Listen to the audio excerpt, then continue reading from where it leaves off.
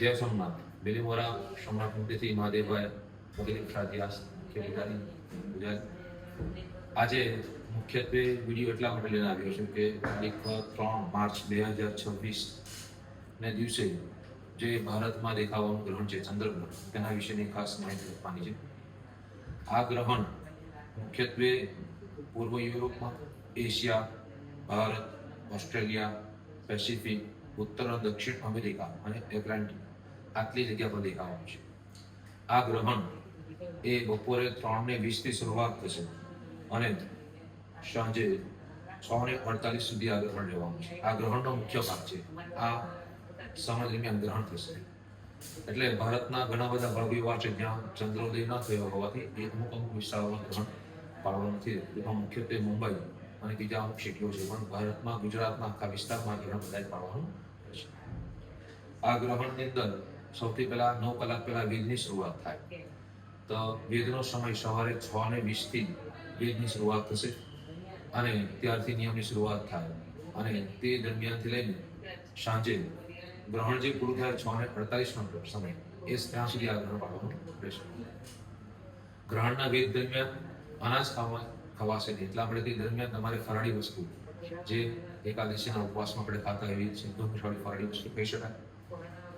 એ સમય સવારે 6:20 થી લઈને બપોરે 3:20 પહેલા એ ફરાળી વસ્તુ ખાઈ શકાશે. તેમાં તુલસીના પાન અંદર મૂકી રાખવાના, દર મૂકી રાખો અને પછી એ વસ્તુ ખવાય.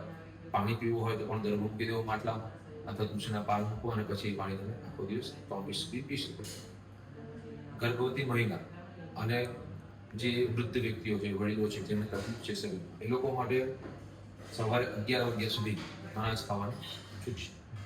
ત્યાર પછી અનાજ નહીં ખાવું.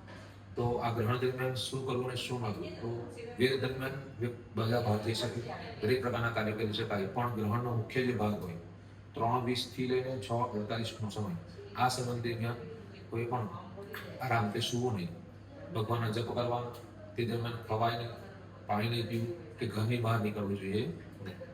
કોઈ પ્રકારના કાર્યો નહીં કરવાના, માત્ર ભગવાનનો જપ કરવાના અને ભગવાનનું નામ લેતા લેતા સમય પસાર કરવાનો.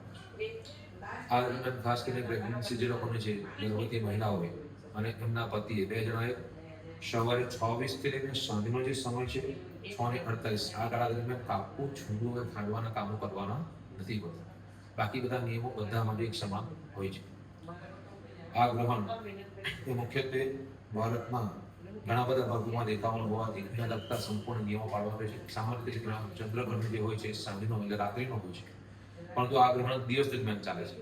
એનો અંતિમ જે ભાગ છે તે સમય ચંદ્ર ઉદય થઈ જતો હોવાથી એ ગ્રહણના લગતા દરેક પ્રકારના નિયમો આપણે પાળવા પડશે.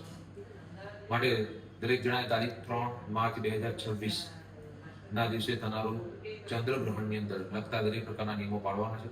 સવારે 6:20 થી મંદિરો બંધ થઈ જશે. એના લગતા નિયમો તમારે પાળવાના ચાલુ કરવાના છે. બહાર જવાની સંપૂર્ણ છૂટ છે. પાણી પી શકાશે, ફરાળી વસ્તુ ખાઈ શકાશે, બરાબર. પરંતુ તે દરમિયાન તમારે ખાસ એ ધ્યાન રાખવાનું છે કે જ્યારે 3:20 થી ગ્રહણ શરૂઆત થાય ત્યારથી લઈને 6:48 ના ગાળા દરમિયાન કોઈ પણ એવા કાર્ય નહીં કરવા જેથી તમારા શરીરને નુકસાન આવી શકે, બરાબર. ખાવાનું નહીં, પાણી નહીં પીવાનું, માત્ર ભગવાનના જપ અને વોશરૂમ પર નહીં જવાનું, માત્ર તમારે બેઠા ભગવાનનો જપ કરવાનો. જય સોમનાથ.